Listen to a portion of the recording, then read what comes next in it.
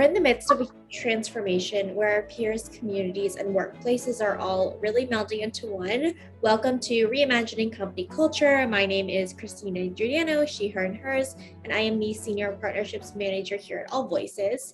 Today, I am very excited to welcome our next guest on the interview series, Aileen Baxter. She is the Vice President of Human Resources at Enspira. Thank you so much for being here. If you want to share a little bit about yourself for our listeners, including your pronouns, and when you were younger, do you remember how exactly you answered the question, what do you want to be when you grow up? That's a great question. Christina, thanks so much for inviting me to be part of AllVoices and your podcast. I'm Aileen Baxter, she, her, hers, and I am currently the Vice President of Human Resources at Enspira, which is an HR boutique consulting firm. We are not based anywhere. We are a fully remote organization, and we are about 60 people at this point in time, although growing quickly. And when I was a kid, I think I always wanted to be a singer, believe it or not. And I do not have the voice to be a singer, but it was just something that I aspired to be. I love that. I always think it's interesting to reflect back on where we thought we would be when we grew up and when we were older. Fast forward to today, it's in the name of the title of the interview series. I would love to know how you think about measuring this very dynamic thing of company culture, both in a qualitative and quantitative way. Well, it's very ironic that you're asking me this question because this month I've been thinking a lot about inclusion because of Pride Month and what that means, inclusion and belonging and what that means in organizations and in cultures. And I think going forward post-pandemic with our new sort of workplace, this is going to become paramount, even more important. And so when I think about that, I think about being able to, and I'm going to try to take the buzzwords out of this as best as I can, but being able to show up at work feeling as close to yourself as humanly possible. So being able to communicate in the style you prefer, being able to sort of, look and dress in a style that you prefer, and have other people respect that and not question your authenticity. And because if you're allowed to do that, you're going to do your best work because you're going to feel like yourself and you're going to feel like you belong without judgment in an organization.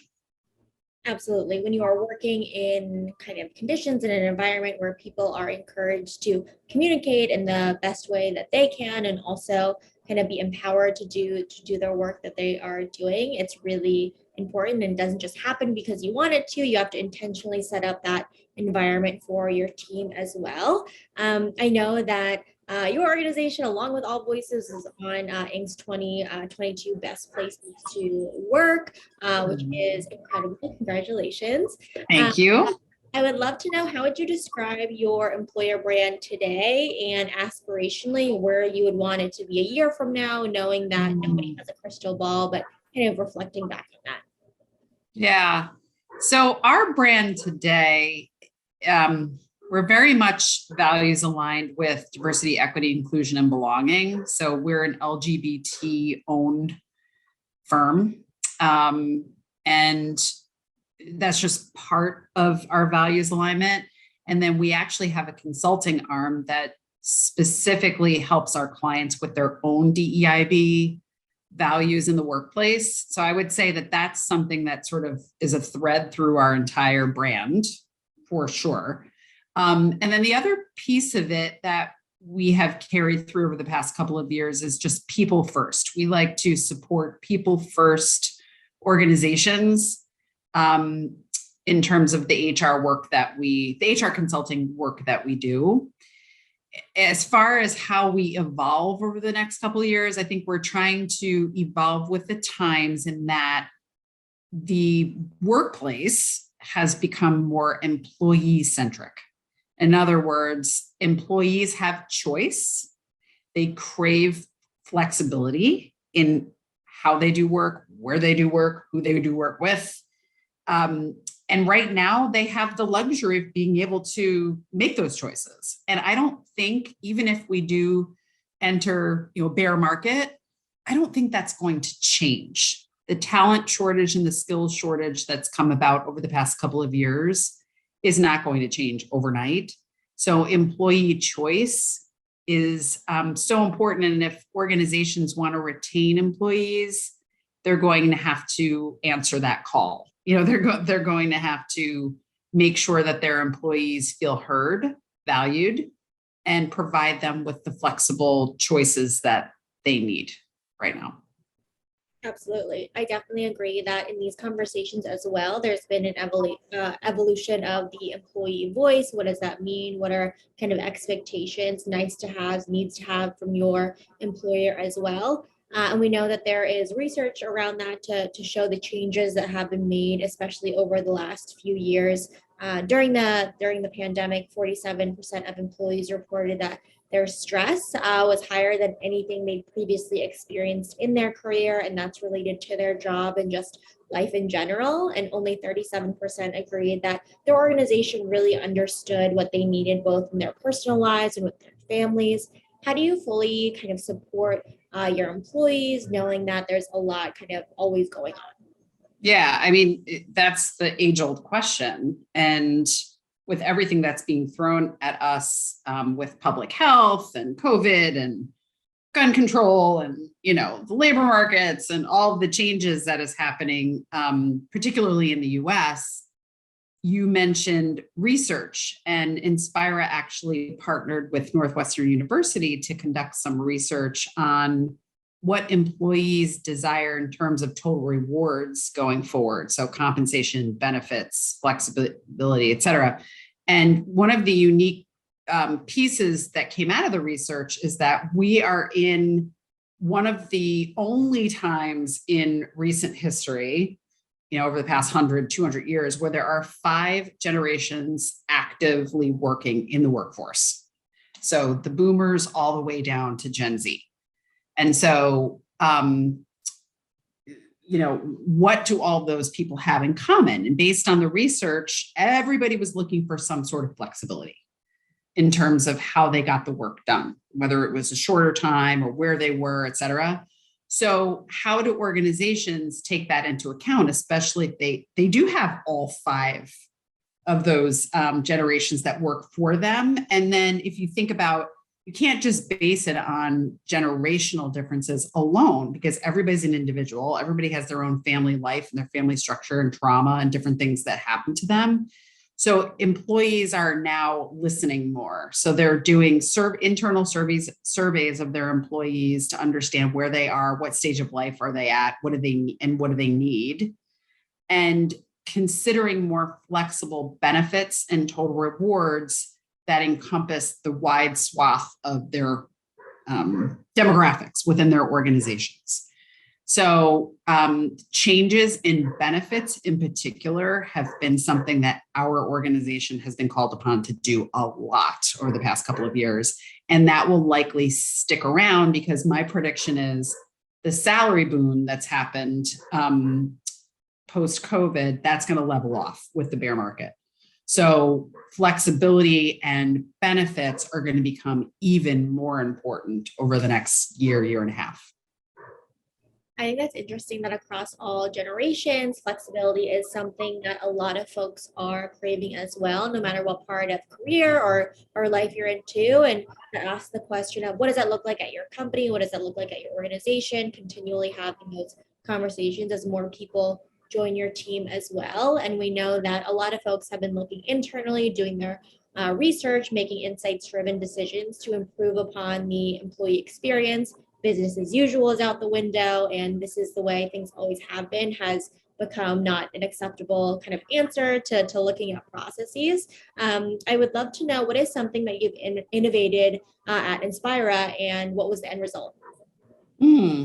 For employee engagement and flexibility? Could be for employee engagement, anything in the people, talent, culture space. Yeah.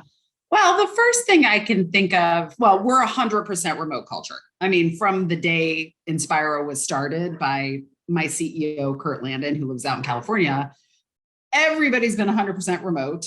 Doesn't matter where you are to get hired. It's more about the talent and, the culture and being passionate about what we do. In terms of like processes or policies, I think one thing that we did last summer, which I suppose we'll probably do again this summer, is we had what is called Enspira Fridays. So every Friday you could not schedule any phone calls with clients or internally to give people just time to think and breathe and catch up and, do some of your personal things. And that was a huge benefit. And it really aligns with what we're even seeing in the market with this whole push toward a 4-day work week. So there is a nonprofit organization called 4-Day Week. I think it's 4dayweek.com that is currently studying the benefits or advantages of going to a 4-day work week. And there's a lot of organizations that have successfully implemented this in Europe and have been doing it for quite some time. And now there's organizations, mostly startups, sort of innovative companies that are doing it either on a trial basis or permanent basis here in the US and seeing a ton of success, primarily around employee engagement. Who doesn't want to work for an organization where you have off on Fridays or Mondays or whatever it is? But also noticing, and I don't have the statistics, but noticing that productivity has not dipped. In fact, in many cases, it's gone up when people are working, they're able to get their 40-hour work done in the 32 hours when they know they can have Friday off. So part of it is that psychological shift too. So I say that because I'm a big proponent of this model, but Enspira has done that for summers. And I think a lot of organizations have done that too over the summer. And it's a huge perk. Absolutely. That is a huge perk. I am also a personal fan of 4-day work week. I know that a lot of our partners are engaging in kind of tests and seeing kind of productivity stay the same or even increase as well when people have that motivation as well as kind of an extra day too. I know that part of this conversation as well, you mentioned kind of company culture, retaining employees. A lot of folks are asking, what is a successful retention strategy? We know that there's no silver bullet and you can't think about retention in a silo, from diversity, equity, and inclusion to onboarding to, stay interviews and things like that. When you think about your retention strategy at Enspira, what are kind of key pillars or overall the strategy behind thinking about, consistently keeping up with the employee voice? Well, just like you said, there's not one silver bullet, certainly, but a couple of things that come to mind are having a very clear mission and vision and being able to ensure that everybody understands where their role fits there and, understanding Enspira values. And like I said, one of our core values at our organization is diversity, equity, inclusion, and belonging. But it's not only about, racial diversity and racial equity and so forth. It's about inclusivity and making sure that everybody's voices and opinions are heard. And also ensuring that people can come to work feeling like they belong. And I think Enspira does an amazing job at that, truly. We have a lot of different Slack channels. We use Slack for communicating since we're 100% remote. And, they build community through, we have like a recipe channel, we have a happiness channel, we have a family channel, where people share family pictures and so forth. And I think that's created a very almost familial type culture at Enspira, which is really special. And then the other thing relative to retention is employee listening. And this is why I'm such a big fan of AllVoices, because I think employee engagement platforms are going to be the next big thing in HR technology, where you can pull your whole organization, but also specific departments or functions within and get anonymous real-time feedback from people. Are you happy? Why not? Are you satisfied? Are you feeling challenged? Did something happen that needs to be reported? Those types of HR technologies are just going to boom over the next couple of years. And I love that. And Enspira does that too on a smaller scale. We use a product called Illumo, I think is the name of the platform, where we get anonymous text messages. So it's so easy to use. I think it's once every quarter right now, although you could change the frequency, and it's kind of says, how are you feeling? Getting a pulse. How are you feeling? Completely anonymous feedback. And I feel empowered to really, truly tell the truth when I get, a text message like that asking me. So those are two, the DEIB piece and then the employee listening are two things that really stand out. Absolutely. We definitely share that sentiment around inclusion and belonging, and also employee listening, not just asking at certain periods of time, but making sure that you are looking at the entire employee experience and asking in psychologically safe ways as well. You can work in the best environment ever, but like you said before, everybody is bringing in their own experiences, potentially other workplace trauma as well, where feedback wasn't as openly asked for and wanted to. Can you give any kind of examples of how employee feedback, in whatever form it has been given, has really inspired a change in a policy, strategy, or initiative? Yeah, I think the only thing that comes to mind, because like I said, Enspira as a firm has been very successful at retaining its employees over the past, we've only been around for, almost 4 years now. But I think I can count on one hand, maybe two hands now, how many people have voluntarily left Enspira. So very excellent retention. And I think one of the things is like defining people's roles according to the vision and mission of the organization. So if there was ever any, because as a startup, you're running in 500 miles an hour, you're wearing lots of different hats. There is an inherent sense of uncertainty, like with any startup, but hearing some of that feedback from employees saying, I'm a little unclear about where my role fits right now, and being able to define that, having leaders actually proactively define that, and like, here's where you're going to play now, here's where you might play in the future, I think has been really good for further retention. Absolutely. I mean, that is great retention numbers as well, and it speaks to the company culture of Enspira too. Is there, I know, so not specifically at Enspira or organizations you worked at in the past or worked with, are there any still common mistakes you're seeing folks, whether it's leaders or companies, make in their human resources, people, talent, culture, strategy that are like cautionary tales or just common mistakes? Oh, where do I start? Well, I'll start with Elon Musk. Elon, if you're listening.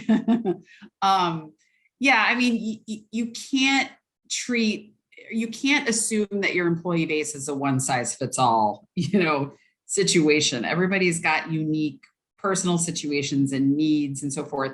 They may want to do their best work, but organizations are making it impossible for them to do their best work because they're forcing them back into the office or forcing, and again, I'm talking about the traditional corporate environment. Obviously, there's a lot of service jobs where you kind of have to be face to face. But that's the one thing that comes to mind is sort of that whole idea. Not many organizations are doing it, but some big ones in the news are doing it where they're like, either you come back to the office, you're out of a job. Like that's a huge problem. The second piece is around looking at organizational functions and skills in silos. So the next big thing too is what's called the talent marketplace. In other words, in order to retain top talent, you have to be ready to reskill them in order to allow them to flow through the organization. Now, this is easier in large organizations versus small, but it is going to be important. Most studies show and even observations show that the top talent, most high performing individuals at an organization will leave if they are not challenged. They will get bored and they will leave. So how do you, those are the people you want to stay at your organization. So how do you get them to stay? Teach them a new skill. They're smart, they'll catch on. So, so that's why I'm, again, a huge fan of Eightfold and some of these newer talent marketplace platforms as well, because that is absolutely the way that we're shifting. The talent shortage is not going anywhere. There's some innovations that people have thought of, trying to go global in terms of identifying talent and so forth, but that's not going to necessarily solve the retention problem. But reskilling absolutely will. Yeah, reskilling, investing in professional development, having Yes. conversations too. People want to be challenged, they want to learn, they don't want to just feel like they are stagnant in organizations. That's right. And it's directly related to retention, which we just talked about. And there's also a lot of data around when people feel like they belong, they don't have to hide at work, that they do their best as well. I know we mentioned at the beginning, we are in June of 2022. And I know this is something that you and Enspira are thinking about 365 days a year, but how are you kind of honoring and celebrating Pride this year as well?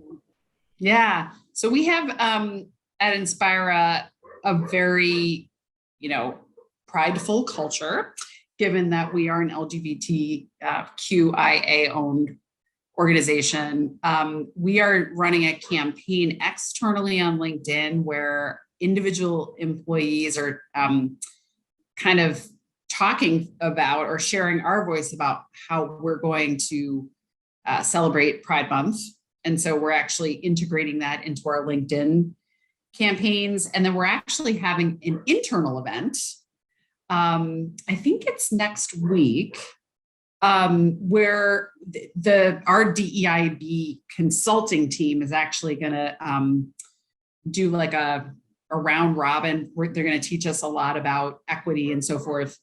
And I think we're going to have like breakout sessions where it's a safe space to talk about DEIB issues and how they reflect in our own lives. So we're doing some external work and then some internal work, and it'll be a lot of fun.